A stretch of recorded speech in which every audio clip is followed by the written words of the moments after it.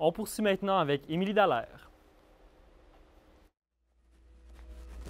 Bonjour, moi c'est Émilie Dallaire, j'ai 20 ans et mon projet, c'est les parfums naturels et synthétiques. Donc, mon point fort de mon passage en sciences de la nature, c'est d'avoir participé à Saguenay Scientifique parce que c'est vraiment quelque chose qui m'a ouvert l'esprit sur différents aspects des sciences. Donc, sans plus attendre, voici mon projet.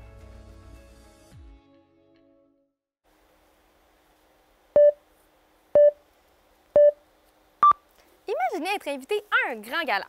Lorsque vous êtes sur le point de quitter, il semble vous échapper quelque chose. Une dernière étape qui semble anodine pour certains, mais très importante pour d'autres. Et oui, vous avez oublié de vous parfumer. Mais pourquoi est-ce tant primordial? Souhaitez-vous impressionner quelqu'un ou serait-ce pour votre propre plaisir olfactif? Eh bien, peu importe la réponse, il est sûr qu'un produit parfumé vous permettra d'atteindre votre but. En effet, les parfums et les autres produits parfumés permettent de mettre l'accent sur certains traits de caractère. Par exemple, ce parfumé peut aider à faire transparaître l'apparence d'une personne sûre d'elle-même. Par ailleurs, les parfums sont fréquemment utilisés afin d'exprimer un désir ou pour montrer une perspective face à un certain événement. On en conclut donc que le choix du parfum dépend non seulement de la personnalité, mais également de la situation. Un parfum chaud et sensuel lors d'un premier rendez-vous, un parfum frais et discret lors d'un entretien d'embauche ou encore un parfum fruité lors d'une belle soirée d'été. Bref, les différentes combinaisons d'odeurs sauront répondre à vos besoins, quels qu'ils soient. Mais une question subsiste. D'où proviennent toutes ces différentes combinaisons d'odeurs? D'abord, il est important de connaître la composition d'un parfum. Dans un parfum, on retrouve de l'alcool, des huiles essentielles et des molécules odorantes. Ces molécules sont en fait de minuscules particules qui imitent l'odeur d'une fleur, par exemple. Ce sont les mélanges de ces différents composants qui permettent l'obtention d'odeurs uniques. Le but de mon projet est donc de confectionner un parfum qui contient tous ces éléments en partant de zéro. Afin d'atteindre cet objectif, différents produits naturels et synthétiques ont été sélectionnés.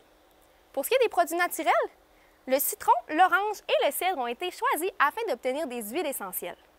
Cependant, il est important de noter que l'extraction d'huiles essentielles des fruits et des plantes ne produit qu'une quantité minime.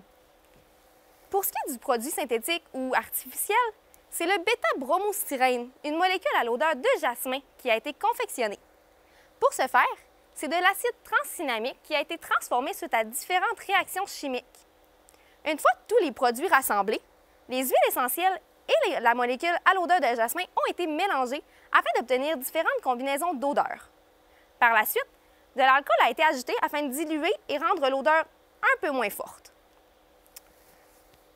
Un sondage final a été effectué afin de vérifier si les parfums avaient des odeurs agréables et il semblerait que les odeurs plus fruitées semblent les plus appréciées.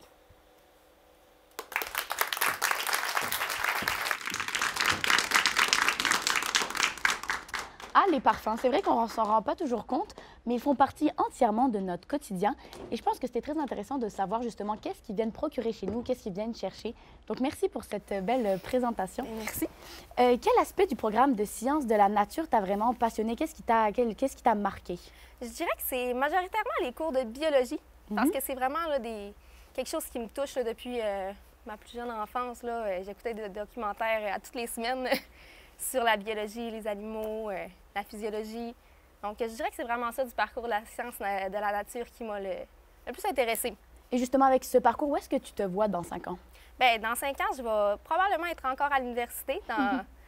Je vais sûrement faire une maîtrise. Là, je m'en vais en biologie. Wow! Quelle surprise! Puis, c'est ça, je devrais encore être à l'université faisant ma maîtrise là-dedans.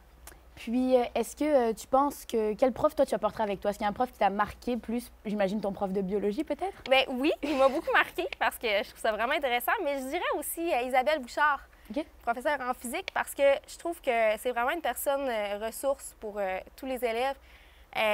Premièrement, elle est bonne dans ce qu'elle fait. Ça paraît qu'elle aime ça. Puis, on peut toujours aller la voir là, juste de même, aller cogner à sa porte, jaser un peu avec elle. Elle est toujours ouverte à une discussion. C'est vraiment plaisant. Bien, écoute, merci beaucoup, puis on te souhaite de me réussir ta maîtrise, donc bon succès. Merci.